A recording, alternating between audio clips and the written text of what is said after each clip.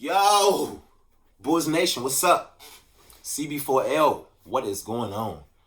This is a brand new special episode of CB4LTv. I'm Rizzy. Today I have a very special guest on the line with us today. Bulls legend, the voice of the Chicago Bulls, play-by-play radio announcer, as well as Bulls TV reporter, Chuck Swirsky. How you doing today, Chuck? I'm doing well, thank you. That's good to hear. So I want to jump right into it. I just wanted to get your thoughts on the Bulls' new acquisitions. Well, we can start number one with the draft. I mean, Dosumu, to me, at 38, I was shocked. I thought he would be somewhere in the 18 to 22 position of the first round. And as we saw in Summer League, I mean, he's not a finished product. I mean, and I think he'd be the first to tell you that Io is going to work on his game. But in the open floor, in transition, and his defensive skill set is terrific. And I think he's going to be a great addition. Character-wise, off the charts, mentality, toughness, high character. I mean, I love the kid. And, just a wonderful, wonderful addition to the Chicago Bulls. Simonovic is an interesting case study because, as we know, picked a year ago in the second round, Arturas kind of stashed him for another year of seasoning over in Europe, and I think it's paid off. Another, guy who is all about team, ran the pick and roll, especially with Io, I thought extremely well in the Summer League. And again, we're talking about a very small sample size here, so I'm not ready to put him in the Hall of Fame yet. You're right. So, I mean, we have to keep things in perspective. Taking these kids, our kids, and they played, 4 or 5 games, whatever the case may be. So, again, the draft picks a year ago of Patrick Williams, who I love. I love his makeup. I love the fact that he just wants to hoop and that he will do whatever it takes to win a ball game, whether it's defense, whether it's going to the rack, whether it's taking a hard foul on the receiving end. I mean, I just love the guy. I think it's a great, great pick. Yes. And then you have the additions of, obviously, Lonzo Ball, who I think is going to be a great fit here, and DeMar DeRozan, a proven 20-point scorer. And, then you've got Caruso, who has been really not a lot has been talked about Alex Caruso. And so I suggest people to Google LeBron James on Alex Caruso, and you will see what type of player the Bulls are getting. Just a tough, hard-nosed, winning mentality. Just let's ball. I love the guy. That's it. All right. What grade would you give the Bulls front office for this offseason? I know they're not finished. I know, or they may not be finished with the situation with Larry Markkinen. But what grade do you give them so far this offseason?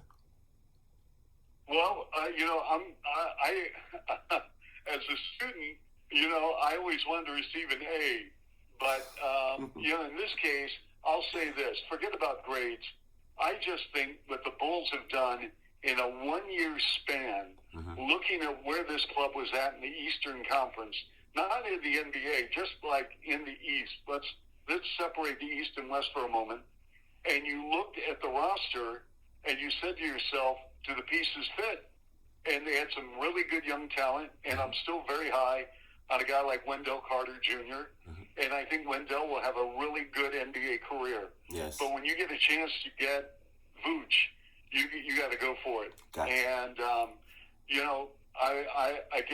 I look at the additions that Arturas and Mark have made in a 14, 15-month span, and I'm saying to myself, this is an upgrade. I mean, the Bulls needed to be relevant again in the market, not only within the ranks of the NBA, but with the fan base. And I give Jerry and Michael Reinsdorf a ton of credit for saying to AK, do what you have to do. Yes. We got to get back in the game here. And it's one thing to collect young players, but after a while, you got to turn the corner and start winning some ball games. And I think with Zach LaVine, who wants to be in Chicago, who is an Olympic gold medalist, who is an all-star player, and he's 26 years young. I mean, the window is here now to advance up the ladder in the Eastern Conference. So that's where I'm at right now. And then, when Kobe gets healthy, I think the bench with a backcourt of Caruso and Kobe is going to be awesome. Yes, absolutely electrifying. All right. What do you think the floor and the ceiling is for this roster? Well, I mean, number one, I'd be very, very, very, very, very disappointed if we didn't make postseason play. Mm-hmm.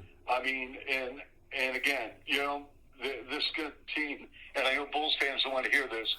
You've just got, in addition, not only a Vooch a year ago, who really didn't play with Zach that much. Mm-hmm. So you got Vooch and you got Zach, and then all of a sudden you're bringing in Ball, and you're bringing in DeMar, and it's gonna take time. And you got 4 preseason games. Mm-hmm. I don't know how much they'll play in preseason. They'll probably, I would think, take advanced steps from 1, 2, and 3 games. 4th game, who knows how much time these guys are going to get into the regular season. Mm-hmm. But there's going to be an adjustment. I get it. But these are pros, and they'll figure it out. That's it. Just like DeMar DeRozan said, basketball is natural to basketball players. All right, so next question I want to ask you.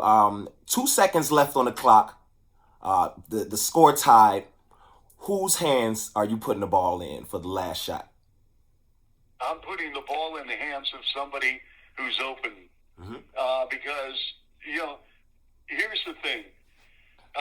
In previous seasons, we knew what was happening. It was going to Zach, mm-hmm. just like it was going to Jimmy Butler, And now you say to yourself, when we're taking the ball out of bounds and there are 3 seconds to go in a game, mm-hmm.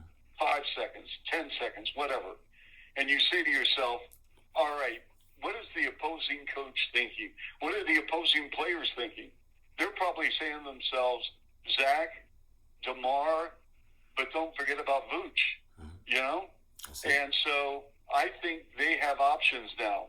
And I think you've got to, as an opposing coach, you can't just go into a huddle saying, all right, we're gonna force Zach off the elbow.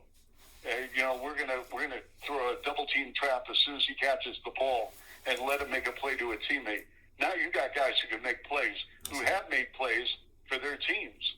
I mean, with Orlando, Vooch was the number 1 option. Mm-hmm. With all due respect to Aaron Gordon and Fournier, I mean, Vooch was the guy. That's it. In Toronto, you had Lowry and DeMar. Mm-hmm. And then, in San Antonio, it was really DeMar. Yeah. And, with obviously with the Pelicans, you had Ingram and you had Zion, so Alonzo was a facilitator. But you've got some options now. And I'll tell you what, don't sleep on Patrick Williams. That's it. And again, I think the world of this kid. I think he's ready to make the next jump. Yes. I think this season is going to be a big season for Patrick Williams, especially with Lonzo Ball being the floor general. I think it's going to be huge for him. Now, last but not least, I just want to see if you have a message for Bulls fans for this upcoming season. Wow, great question. Thank you. Well, my message to Bulls fans is that there is light at the end of the tunnel. And I know as a broadcaster, I appreciate the passion and the perseverance and the heart and the grind of what we've all gone through over the past few years with Bulls Nation.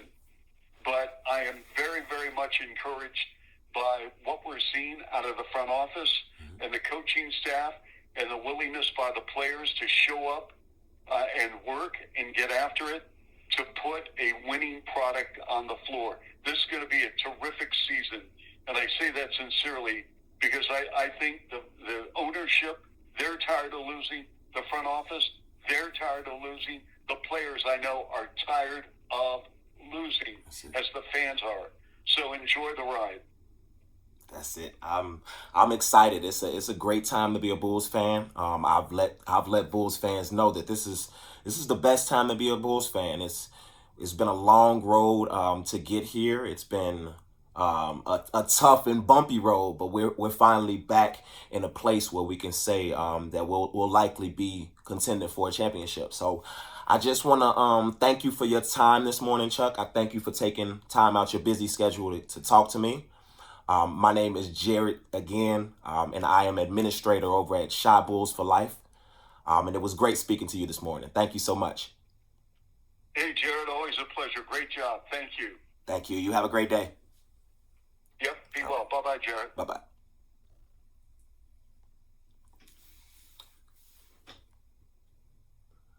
All right. Well, that was an interview with Chicago's own Chuck Swirsky.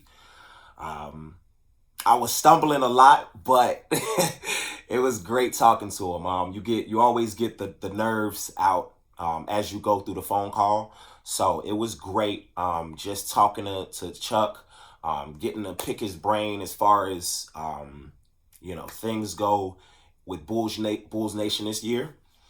He gave a lot of good insight. He gave a lot of good gems. So y'all look forward to this season. Y'all look forward to more interviews. I'm going to be doing a lot more interviews with a lot more, people from the Bulls organization, as well as I want to highlight the admins of Shy Bulls for Life. So y'all stay tuned. This is Rizzy with CB4LTv. Let's get it, Bulls Nation.